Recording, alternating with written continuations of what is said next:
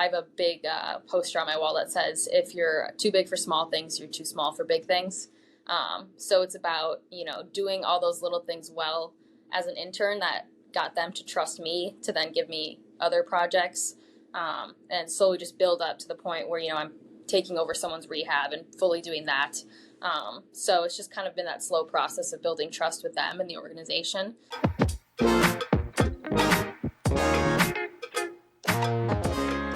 Welcome back to another episode of Georgeonsports with me, your host George, and joining me on today's show is Erin Roberge, the first female full-time athletics trainer in Packers history.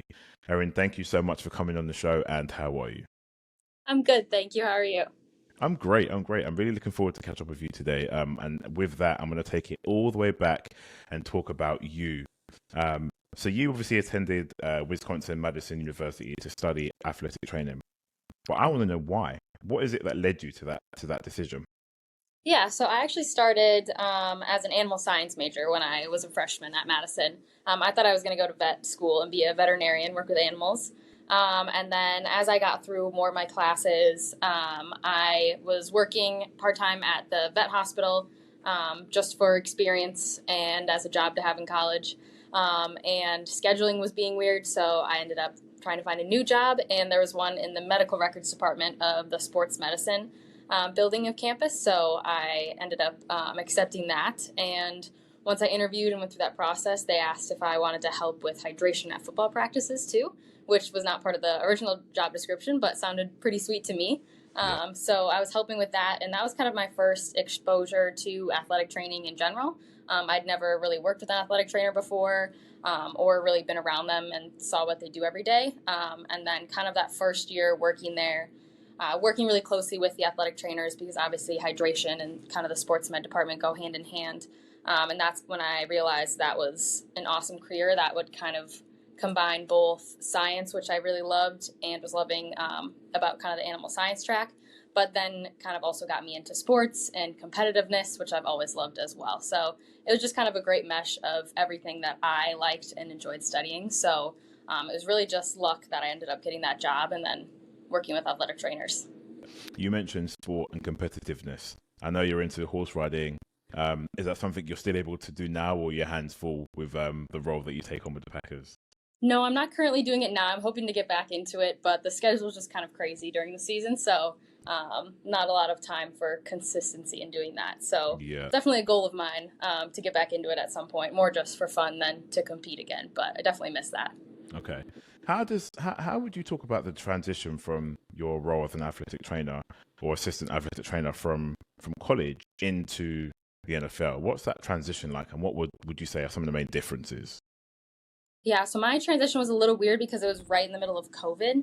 I was a summer intern here in Green Bay right as COVID hit, and they thought the season would maybe get shut down and all this crazy stuff was happening. So I was just really thankful to still have that internship opportunity, because I know a lot of people's that actually were canceled that same year. So going from working kind of with college football more so and Wisconsin football to the Packers was definitely kind of a shock in just the standard you're held to and kind of the attention to detail. Everything you do, whether it be, labeling coolers or organizing trunks or cleaning, all of it is done really well and thoroughly, and you kind of don't put half effort into anything. Everything's full go. So I would say that was the main difference. Just every little task you did, you had to do it well and perfectly, because that's kind of what it is expected when you're working in professional sports. So I would definitely say that was the biggest difference, was just the quality of work that you would do. And then just the schedule is honestly a little bit better. I would say college athletic trainers are saints and stay on campus as long as students are there. So they're there at 6 a.m. for treatments, and then they're around till 6 p.m. But I would say here we honestly have a pretty decent schedule in that guys have families and people around that they want to get home to. This is their job, and they're very professional about getting in, doing their business, and going home. So I'd honestly say that the scheduling and kind of the work-life balance you're able to have is even better in the NFL than what I experienced when I was working as a student in college. Yeah, it's interesting you say about having to do the what people might see the smaller roles, but do them really well. Because I had Laura Oakman on the show not too long ago, and she said something similar about when she was up and coming, she made sure she did everything to the best of her ability, because you don't necessarily know what is behind that door. And I guess it's a testament to what you're doing now, and it does go to show, everything that you do, be it the water bottles or labeling, if you're not doing it correctly, you may not get the chance to further your career almost. But if you are doing these things, because you're working in the professional, I mean, any league like the NFL, it's the creme de la creme almost. So you have all eyes on you, and you want to make sure that you're doing things correctly. But that leads me to say, you mastered in exercise science with an emphasis on injury prevention and performance enhancement. Now, I'll tell you, I played running back for 11 years over here in the UK. I'm a very active guy, and injury prevention and performance enhancement, I could have someone lecture to me about these things all day. So on the note of injury prevention, talk to me about that, because in a sport like the NFL, American football, injuries are thick and fast, 24/7, pretty much 365 days a year. If you could, what are some of the nuggets that you could describe, or people, maybe things that are very underrated in terms of preventing injury that people don't focus on enough? Yeah, so I mean, we're lucky in the NFL to have a lot of tools, a lot of funding, and a lot of research going on. So we're doing a lot of data tracking that allows us to look at trends that have happened in the past and maybe happening from season to season. So whether that be looking at the mandatory ramp up period that the NFL did this past year, they saw, I don't know the exact number off the top of my head, I think it was around 30% reduction in soft tissue injuries, so like hamstring strains, calf strains, things like that. So it's taking that information and then informing the coaches of those things. And then it's looking at data about, cleat type, helmet type, pad type, surface type, just the moderation of practice level and intensity, and then looking at like force plate metrics, any pre screenings that we do through our physical process, like movement screens, those things, and just figuring out how we can best target, certain groups. There's guys that we know if they've had a hamstring before, they're going to be working on a hamstring program all year for as long as they're with us, things like that. So it's figuring out with all of that data and different things that we get, figuring out what we can use and apply to players that we currently have. So part of it is waiting to see as data comes back to see if we've made a difference. So it is kind of a slow process just to get, the numbers to make good conclusions and have good data. But it's definitely an exciting part of being an athletic training in NFL, is because you get the chance to work on some of these studies about like taping and bracing and these soft tissue injuries. So that's the one nice part, is getting to see all that data and try and help players with it. Honestly, I'm so happy to have you on the show, because for us fans and people like me who've played the game, I don't think people realize how much actually goes into this side of things. Honestly, it's so underrated. And that brings me to our next point. Obviously, you've seen the news about Erin Roberge and what's happened, and obviously he's out for the season. The whole debate about natural surfaces, you mentioned surface type there, grass and maybe hybrid and turf. I think there are some studies to prove that grass essentially is the better surface in terms of injury. And correct me if I'm wrong, something to do with, being able to, the grass has a bit more give as opposed to the turf, which in I guess in concept reduces the risk of injury to players. I believe that's right. Yes, yeah. So guys, just from kind of anecdotal experience, describe getting kind of stuck in turf, and whereas in grass you would tend to slide out of some of those positions when you're, planting your foot. So that's kind of where you see the difference in those. Okay. In terms of performance enhancement, obviously, again, we're talking about the NFL. These guys are working there, they're working hard every single day, because they're trying to achieve that Super Bowl. They're trying to do well for themselves. And with that comes wear and tear. So in terms of performance enhancement, again, similar to the other question, what are some of the kind of key nuggets that maybe underrated or people don't really know about? Over here, we talk a lot about warm-ups, dynamic warm-ups, not being too cold. What could you say to that point? So that's when we really lean on our strength staff, because they're generally the people that are driving the performance enhancement, conditioning, load management. We're kind of, helping in that process, but they definitely do the grunt of it.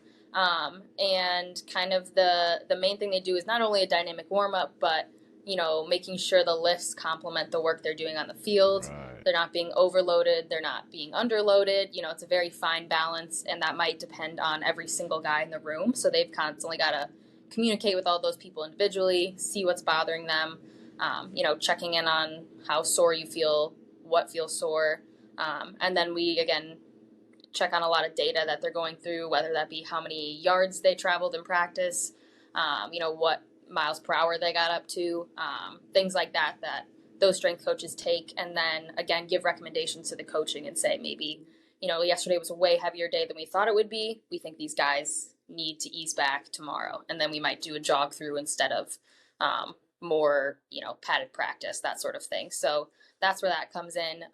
But also there's a lot of different parts to injury prevention that I would say, like hydration. Being hydrated reduces your risk of soft tissue injuries. Eating well, sleep is the best recovery tool. And when guys, at the end of the day have done anything and everything for their injury and they're like, what do I do now? I always just say, go to bed early and get good night's sleep. So you get that good growth hormone going in your body, because that's ultimately better than anything else we can give you. Wow. So I would say just getting those good habits going everywhere else. It's easy to have a good warm up and then go out and practice, but it's everything you're doing at the day after and before to kind of get your body ready. So that's why these guys kind of have a full-time job, in the sense that they always need to consider, staying off their feet or what they're eating at night, everything like that. Honestly, you saying all these things, my brain is going, wow, I don't get enough sleep. I don't do that after training. I'm thinking, gosh, I'm setting myself up to fail here. Here's another thing. Green Bay is obviously very cold, particularly in the winter months, right? So I've seen that it can be anything 10 degrees Fahrenheit where you are. For us over here in the UK, that's minus 12 degrees. If we were to hit minus 12 degrees, there will be serious problems. How does that affect what you have to do? I mean, we've all seen it on the screen, right? We've got the heat blowers on the sideline. The guys have their hands in the mittens and everything, and the hand warmers. But just what goes into what you have to do when it does get to those kind of temperatures? Yeah, so we have the big heat fans on the sidelines. The benches are heated, so they'll blow up hot air. We've got the big capes, if you see the guys wearing those on the sideline. Hand warmers. We've got, hot water or coffee, things like that on the sideline too. But honestly, with all those things, it doesn't feel too bad. It probably feels a lot better on the sideline than it does up in the stands. So the fact that fans are there and like drinking beer and all of that is kind of miraculous. So I would say that's the main thing. You'll see guys covered in like Vaseline, or like Warm Skin is a product that is supposed to kind of insulate your skin a little bit, just so that the wind doesn't bite as much.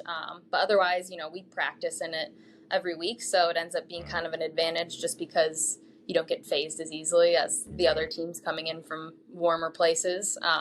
So that's kind of one advantage to it, is it can kind of work in your favor. What about you? How do you keep warm? And the rest, are you guys on the sideline cold, or do you get that treatment too? I wear a couple layers, but I grew up in Minnesota and then went to school in Wisconsin, so it's been my whole life now. So I'm very used to it. We run around quite a bit, so we stay warm that way too. So obviously the Green Bay Packers came to London for the first time last year. I was lucky enough to go to that game and witness Aaron Rodgers and everybody else take part. Were you able to make the trip over? Yes, yeah, I did come to London. That was my first time leaving the United States, actually. So that was a very exciting amazing trip. Talk to me. How was it for you? It was great.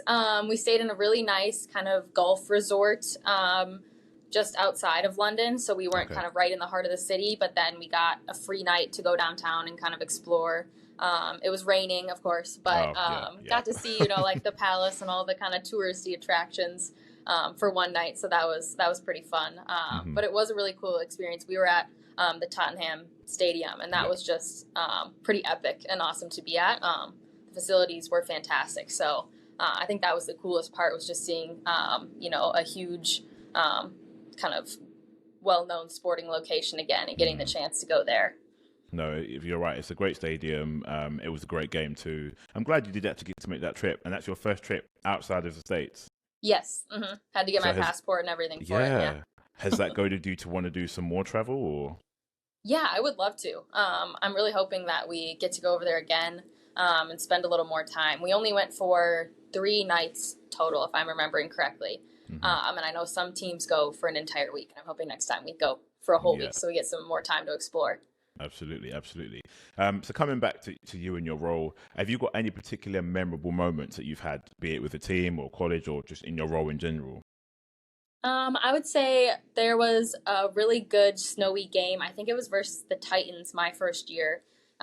It was weird because there were no fans, so that was a little strange because of Oh COVID. yeah, yeah. But it was snowing really good, and the field was almost covered. You could barely see the lines. And I think we blew them out like 40 to something. I don't remember the exact score, but that was a really fun game because that was kind of the first one I had done in the snow with the Packers. And it was a win, so that was good. But Yeah. all the divisional games where things are really heated and competitive are always fun. Mhm. So always look forward to those too. So looking back at your journey from college through to where you are now, you've obviously achieved a lot, and like I mentioned, you are a trailblazer and you're doing amazing things. What would you say has been key in your development throughout that process? Has there been a constant thing or a constant theme, or maybe even a constant person that has helped you along the way?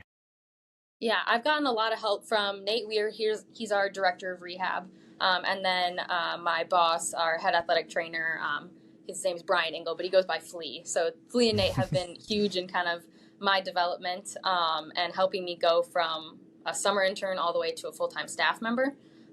So they've kind of encouraged me, helped me, pursue other options, really take into account everything I could do with my career and making sure that this is somewhere I wanted to be and could see myself working. So I'm really thankful to them for showing me the ropes of the NFL and giving me the opportunity. I think that's been huge. Hmm. And then, kind of like we mentioned earlier, it's always been about doing those small things. So I have a big poster on my wall that says, if you're too big for small things, you're too small for big things. So it's about, doing all those little things well as an intern that got them to trust me to then give me other projects, and slowly just build up to the point where I'm taking over someone's rehab and fully doing that. So it's just kind of been that slow process of building trust with them and the organization. So it's just about doing every little thing well because you might ultimately not make a ton of ice bags once you're a full-time athletic Yeah, trainer, but you should still be able to do it when the time comes, and doing that well, and that kind of snowballs into bigger things for you. So absolutely. um, yeah, I Yeah. think that's a good motto to live by. I couldn't agree more, and again, the proof is in the pudding. Like I said at the start of the show, you are the Packers' first female full-time athletic trainer in their history. Um, and again, trailblazing for many people who are wanting to do what you do and looking up to you for inspiration.